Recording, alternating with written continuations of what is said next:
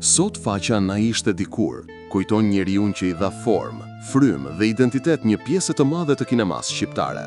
Regjisorin, skenaristin, operatorin, producentin dhe artistin e madh Piro Milkani. Një emër që nuk përmendet thjesht, por respektohet për atë që krijoi, për atë që la pas, për gjurmën që askush nuk mund ta fshijë. Piro Milkani lindi më 9 dhjetor 1939 në qytetin e Korçës, një vend ku kultura, eleganca dhe arti kanë pasur gjithmonë shtëpinë e tyre natyrore.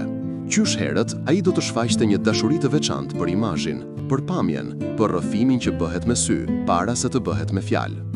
Pas përfundimit të shkollës së mesme, ai moli rrugën drejt Pragës, në Akademinë e Arteve të Bukura, një institucion i njohur në mbar Europën lindore për formimin e operatorëve dhe regjisorëve të talentuar. Aty, Milkani dhe të diplomonte në degën e operatorit, duke ndërtuar themelet e një karriere të gjatë e të ndritur. Praga e atyre viteve ishte një laborator i madh artistik, një kryqëzim idesh dhe risish. Dhe Milkani u kthye prej andej jo vetëm si profesionist, por edhe si vizionar. Kur u rikthye në Shqipëri, ai nisi një rrugtim që do të zgjaste 6 dekada. Një rrugtim i vështirë, plot sfida, por i mbushur me përkushtim dhe pasion të pashtershëm. Ai punoi në role të ndryshme, si operator, si skenarist, si regjisor, madje edhe si producent. Dhe këtë e bëri gjithmonë me një standard të lartë profesional, duke sjellë në ekran filma që sot janë pjesë thesareve të kulturës sonë.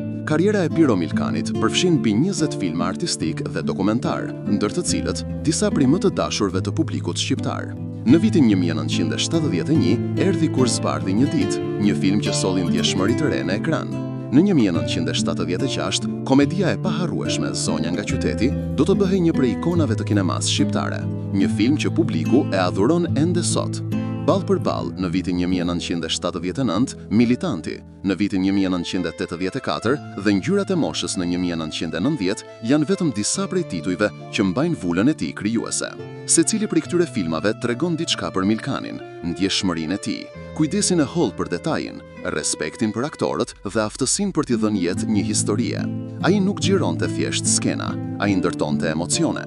Ai sillte personazhe që dukeshin të gjallë, sepse i mbushte me vërtetësi, me thellësi, me shpirt. Krijimtaria e tij u vlerësua jo vetëm në Shqipëri, por edhe jashtë saj. Në vitin 1987, Milkani mori titullin e lartë Artisti i Popullit, një nga nderimet më të mëdha që mund t'i jepet një artisti shqiptar. Në vitin 1997, u nderua me çmimin e veçantë për të gjithë krijimtarinë e tij artistike në Eurofestivalin e Saint-Étienne në Francë. Ky ishte një moment që konfirmonte ndërkombëtarisht talentin e tij. Por jeta e tij kishte edhe kapituj surprizues. Në vitin 2024, pas plot 63 vitesh, Piro Milkani mori diplomën e Fakultetit të Filmit në një ceremoni të veçantë në Çeki. Një akt simbolik, por jashtëzakonisht domethënës, një artist që nuk pushoi kurrë së kërkuari, së mësuari, së krijuari. Përveç kinemas, Milkani shërbeu edhe si diplomat dhe kontribuoi në organizimin e festivaleve të filmit, duke lidhur kulturën shqiptare me botën. Ai ishte një urë që lidhi artin ton me artin europian. Më 24 maj 2025, Piro Milkani u nda nga jeta, por nuk u shua, sepse njerëzit si ai nuk largohen kurrë plotësisht.